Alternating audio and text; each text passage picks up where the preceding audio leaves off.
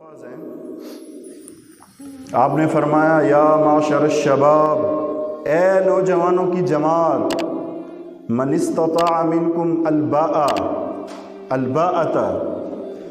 کہ تم میں سے اگر کسی کے اندر طاقت ہو کہ وہ مہر اور نان نفقے خرچہ اس کے پاس ہے، فلیتزوج، تو چاہیے کہ وہ نکاح کرے۔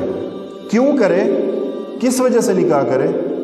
فإنہ اغض للبصر، کیونکہ آنکھوں کے لیے آنکھوں کے جھکانے کا سبب ہے، وأحسن للفرج، شرمگاہ کی حفاظت کے لیے ہے یہ۔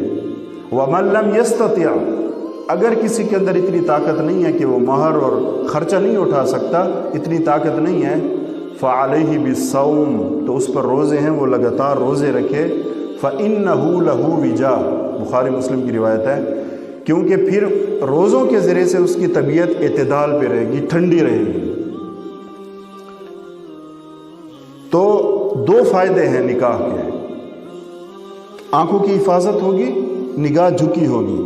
نکاح سے پہلے صورتحال یہ ہوتی ہے کہ انسان سوچتا ہے، یہ فطرت ہے، پتہ نہیں کیا ہوگا، اور جو ہے نا کس عورت سے میرا نکاح ہوگا، کس طرح ہوگا، کبھی دائیں دیکھتا ہے، کبھی بائیں دیکھتا ہے، کبھی جب اس کی شادی ہو جاتی ہے، نکاح ہو جاتا ہے، تو اس کا یہ سب سے پہلا جو فائدہ ہوتا ہے، جو اس کی برکت ہے، کہ اس کی نگاہ جھک جاتی ہے۔ کیوں؟ کیونکہ یہ ایک شخصی ضرورت ہے، سماجی بندھن ہے، اور ساتھ ساتھ طبی خواہش بھی ہے، کیونکہ ہر انسان کے اندر اللہ نے جس کو پیدا کیا ہے، مرد ہے یا عورت ہے، ان کے اندر یہ مادہ اللہ نے رکھا ہے شہوت کا۔ تو اب اس کو پورا کیسے کرنا ہے، اس کے اللہ نے احکام بتائیں کہ نکاح کرو۔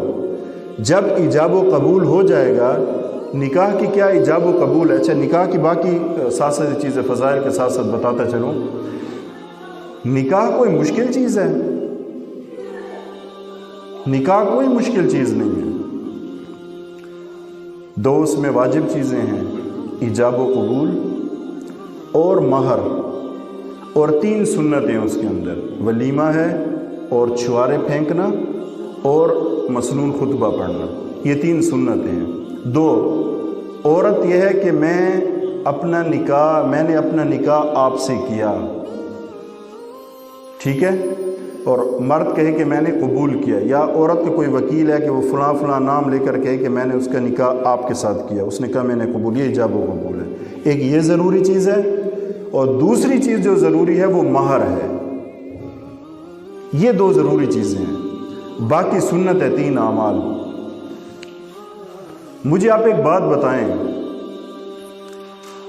نکاح جیسی پاکیزہ چیز، دیکھیں ایک بات میں واضح کرتا چلوں، یہ دنیا ہے، یہاں کوئی جنت تو بن نہیں سکتی کہ کوئی کہے کہ شادی کے بعد پھر اس کے لیے جنت، چیزیں آتی ہیں، بچوں کی چیزیں آتی ہیں، ان کی طرف سے آزمائشیں، وہ ایک الگ ایک ٹاپک ہے بہرحال۔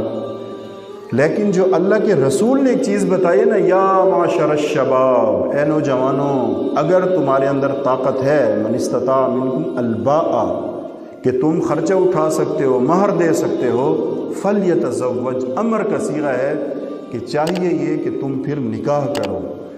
وجہ یہ ہوگی کہ تمہاری نکاح جھکی ہوگی، وأحسن للفرج، اور تمہاری شرمگاہ محفوظ ہوگی۔ جب تک انسان کے اندر، چونکہ اللہ نے دونوں چیزیں عورت کے ہیں، مرد کے اندر بھی ہے، اگر ان کا آپ لیٹ کریں گے، کوئی اگر شرعی مجبوری نہ ہو، مجبوریاں ہوتی ہیں، اگر آپ دیر کریں گے جان بوجھ کر، جو والدین ہیں، تو پھر کیا ہوگا، ان کے اندر ایک چیز ہے بہرحال اللہ نے رکھی ہے، تو اب معاشرے میں بگاڑ ایسے پیدا ہوگا کہ جس مرد کی شادی رسومات کی وجہ سے دیر ہو رہی ہے، اس میں یا رسومات ہیں یا رواجات ہیں، ان کی وجہ سے دیر ہو رہی ہے، میں نے پہلے آپ کو ایک چیز بتائی، ایجاب و قبول ہے، مہر ہے، 3 سنتیں ہیں۔ اس میں بھی اچھا سنتوں میں کیا ہے، اگر کوئی ولیمہ نہیں کر سکتا نہ کرے، کوئی بات نہیں، جتنی آپ صلی اللہ علیہ وسلم سے جو ثابت ہے، مختلف، جب تھا تو ولیمہ اچھا کیا، نہیں تھا تو سب کو کہا کہ اپنے گھر سے لاؤ اور مسجد میں بیٹھ کے ولیمہ ہوا، کوئی ضروری نہیں ہے۔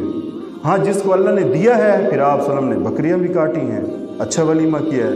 جس کو اللہ نے استعداد دی ہے تو خوب اچھا ولیمہ کرے، نہیں دی تو ان کے میں بڑا ولیمہ کروں گا، میری شادی تقریباً 5-6 دن تک چلنی چاہیے، اس میں مختلف رسمیں ہوں، اپٹن ہو، مہندی ہو، ایک دن یہ ہو، اور زرد اور نیلے پیلے گلے میں رومال ڈالے ہوں، تو 6 دن میں نے یہ شادی کرنی ہے، تو اس کے لیے مجھے بجٹ بنانا چاہیے۔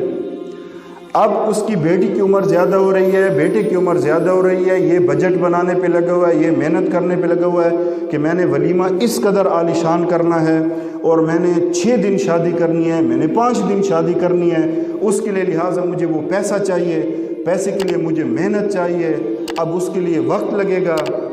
اب ان کی عمریں گزر رہی ہیں، تو بھئی کیوں یہ ضروری